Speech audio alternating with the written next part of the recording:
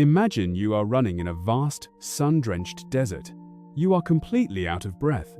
Your lungs are burning. Your legs feel like lead, and your muscles are screaming in absolute agony. You are desperately reaching out, trying to catch something just a few feet ahead of you on the sand. What are you chasing? You call it happiness. You have been running for years. Perhaps you have been running your entire life. You keep telling yourself that if you just run a little faster, if you just push a little harder, earn a little more money, lose a little more weight, or find the absolute perfect relationship, you will finally catch it. You lunge forward, but the shape moves forward. You sprint, and it perfectly matches your speed. You are chasing your own shadow. And the universe is quietly, silently watching the agonizing irony of your exhaustion. For the next 30 minutes, I am going to ask you to do the most terrifying thing a modern human being can do. I am going to ask you to completely stop running. We are going to deconstruct the greatest, most devastating illusion of the modern world. We are going to break down the relentless, suffocating pursuit of happiness. We live in a culture of toxic positivity. We are bombarded every single second of every single day by advertisements, by social media influencers, and by smiling self-help gurus who are all selling the exact same narcotic, the promise of a flawless, pain-free, constantly joyful existence. Look at the paradox of the era we live in. We are the most comfortable, technologically advanced generation to ever walk the surface of the earth. We have supercomputers in our pockets. We have climate-controlled homes. We can summon food to our doors with the push of a glass screen. We have eliminated almost all of the physical friction that our ancestors had to fight through just to survive the winter. Yet, look at the reality of our minds. We are drowning. We are drowning in staggering rates of clinical depression, crippling, paralyzing anxiety, and a profound, unshakable emptiness that seems to define the modern human condition. Why are we so sad when we have everything? Because the very act of hunting for happiness is the exact mechanism that is destroying it. Society handed you a mathematical equation for life the moment you were old enough to understand language. The equation goes like this: success plus comfort minus pain equals happiness. It is a beautiful, seductive lie. It makes logical sense to the primitive parts of our brains. If you eliminate the bad things and accumulate the good things, the end result must be joy. So, you went to work. You studied for the exams. You got the degree. You bought the car. You chased the promotion. You curated your digital life to look perfectly aesthetic and completely flawless to strangers on the internet. You built a massive psychological fortress of comfort around yourself to keep out the chaos of the world. But inside that fortress, in the quiet hours of the night, when the screens turn off and the room goes completely dark, what do you actually feel? You feel a quiet, terrifying hum of anxiety. A subtle, creeping feeling that something is deeply, fundamentally wrong with your life.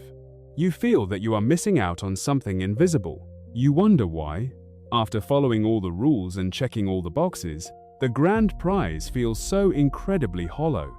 This is because happiness is not a math equation to be solved. It is not a destination you can arrive at.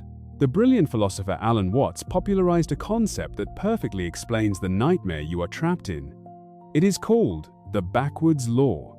It is a truth so profound and so completely counterintuitive that it will shatter how you view your own mind. The backwards law states that the desire for a positive experience is, in and of itself, a negative experience. And paradoxically, the complete acceptance of a negative experience is, in and of itself, a positive experience. Let us carefully break down why your relentless pursuit is poisoning you. When you wake up in the morning, look in the mirror, and desperately tell yourself that you just want to be happy today, what are you actually communicating to your subconscious mind? You are fundamentally declaring a state of lack. You are stating, clearly and loudly, that you are not happy right now. By intensely desiring wealth, you are constantly reminding yourself of your poverty. By intensely desiring to be loved and accepted, you are reinforcing a deep, agonizing feeling of loneliness and alienation. Even if you are standing in the middle of a crowded room, The pursuit itself is a violent rejection of your current reality. You are rejecting who you are, where you are, and what you are feeling in this exact present moment, all in favor of a hallucination of the future. Think about the times in your life when you were truly, genuinely at peace. Think of a moment of pure joy. Were you actively thinking about being happy? Were you measuring your joy on a scale of 1 to 10? Were you analyzing the moment to see if it met your expectations? Absolutely not. You were entirely, completely absorbed in the present moment. You were lost in a conversation. You were immersed in a piece of music. You were simply watching the rain fall. Happiness is never the destination. Happiness is the invisible byproduct of a life fully engaged in the present reality. The exact moment you turn your head to look at it, the moment you try to grab it and put it in a cage, it evaporates into thin air. If chasing happiness makes us miserable, we must look at the psychological mechanics of why we keep doing it. We have to look at the science of our own dissatisfaction. In psychology, there is a heavily researched phenomenon called hedonic adaptation. It is often referred to as the hedonic treadmill. Your brain is a biological survival machine. It is not designed to make you happy. It is designed to keep you alive. And to keep you alive, it is biologically wired to normalize whatever environment you put it in. When you buy the dream house, or when you finally get that massive promotion you worked 5 years for, your brain releases a massive, overwhelming spike of dopamine. You feel like a god. You feel that you have finally arrived. But within a few weeks, or a few months at most, a terrifying thing happens. Your dopamine baseline completely resets. The dream house is no longer a monument to your success. It is just the place where you wake up and have to do the dishes. The massive promotion is no longer a victory. It is just your new baseline of daily stress and unread emails. The thrill entirely evaporates, leaving behind a profound void that demands to be filled with something more expensive, more extreme, and more difficult to obtain. This is the cruelty of the hedonic treadmill. You are running at maximum speed just to stay in the exact same emotional place. Consider the tragic cliché of the highly successful individual. Think of the billionaire who has absolutely everything money could ever buy. Think of the mega celebrity adored by millions of people around the globe. How often do we see these people? The ones who have reached the absolute peak of the mountain that society told them to climb, destroying themselves with addiction, or ending their own lives. They reached the finish line. They got everything we are told will make us happy. And when they got to the top, they looked around and they realized the horrific truth. The peak is completely empty. They realized the shadow cannot be caught, no matter how much money you spend trying to trap it. We also have to look at the architecture of the modern world, because you are not just fighting your own biology. You are living in a global economy that fundamentally relies on your deep, chronic dissatisfaction. If you woke up tomorrow morning, completely content with who you are, what you own, how you look, and what you have achieved, the entire global economy would instantly collapse. Whole industries, worth trillions of dollars, are built entirely on the foundation of your perceived inadequacy. The beauty industry desperately needs you to hate your face and fear your naturally aging body.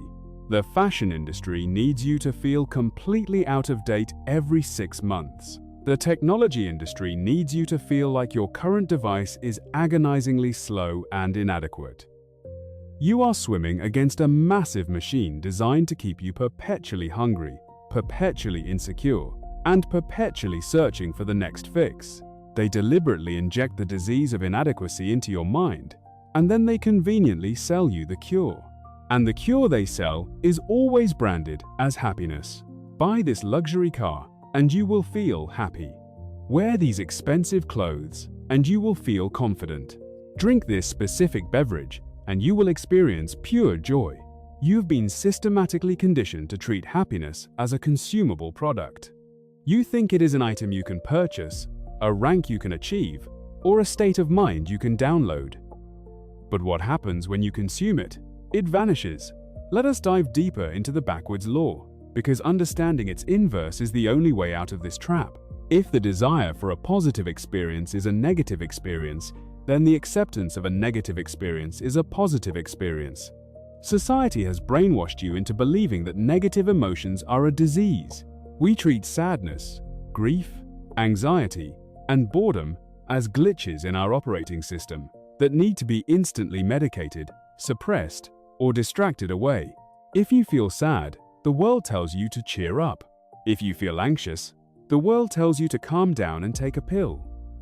If you feel bored for even 3 seconds, you immediately reach into your pocket to grab your phone and inject a cheap, unearned hit of dopamine into your brain. We are absolutely terrified of our own darkness. We spend our entire lives building massive, exhausting psychological walls to keep out the pain. But here is the cruel, inescapable irony of human psychology. The active avoidance of suffering is, in itself, a severe form of suffering. The denial of your own failure is a massive failure. Hiding from your shame is a deeply shameful act. When you try to run away from a negative emotion, you give that emotion absolute power over you.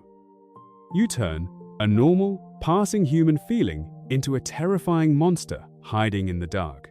What if you simply stopped fighting? What if you applied the backwards law to your absolute darkest moments? The next time you feel a crushing weight of sadness in your chest, do not try to fix it. Do not immediately turn on a screen to distract yourself. Do not pour a drink to numb it. Do not force a fake smile for the people around you. Simply sit quietly in an empty room and invite the sadness in. Say to yourself, out loud, I feel profoundly miserable right now, and that is completely, absolutely fine. Watch what happens when you do this. The moment you stop resisting the negative emotion, the moment you drop your weapons and completely surrender to the pain, a bizarre psychological alchemy occurs. The panic attack loses its sharp teeth when you look it directly in the eye and say, go ahead, do your worst, I am not running away anymore. The grief transforms from a crushing, suffocating weight into a profound, beautiful reflection of how deeply you are capable of loving someone. The pain transforms into quiet wisdom the exact second you stop trying to numb it. The radical acceptance of your own suffering is the most liberating, positive, and powerful experience you can possibly have as a human being.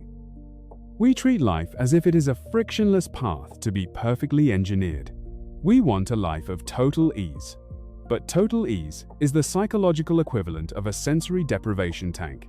At first, it feels deeply relaxing, but if you stay in it long enough, your brain begins to hallucinate terrors just to entertain itself.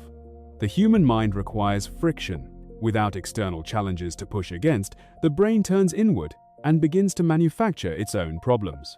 The lack of physical friction in the modern world has created a massive surplus of psychological friction. Your anxiety is simply the byproduct of a nervous system that evolved to run from predators, suddenly trapped in a perfectly safe cubicle, staring at a spreadsheet. Your brain is desperately scanning the environment for threats.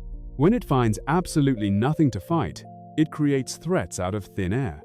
It fixates on a totally normal look a coworker gave you. It obsesses over a vague text message. It spirals into deep existential dread because it has absolutely nothing real, tangible, and difficult to push against.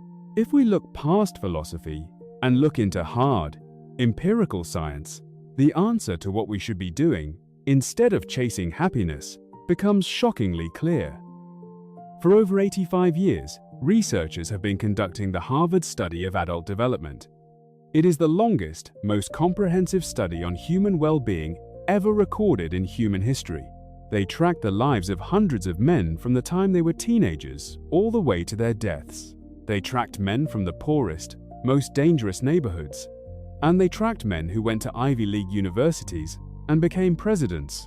They analyzed their physical health, their mental health, their careers, and their families year after year, decade after decade. The conclusion of this massive undertaking was completely definitive. It was not wealth that predicted a fulfilling, healthy life. It was not fame. It was not the accumulation of luxury.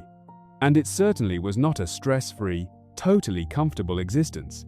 The single greatest predictor of human well-being, the only thing that actually mattered in the end, was the depth and quality of their relationships, and the profound meaning they were able to extract from their daily struggles. This brings us to the ultimate solution. To break the cycle of the hedonic treadmill, to stop chasing the shadow in the desert, you must replace the endless pursuit of happiness with the deliberate pursuit of meaning. Happiness is a fragile, fleeting emotion.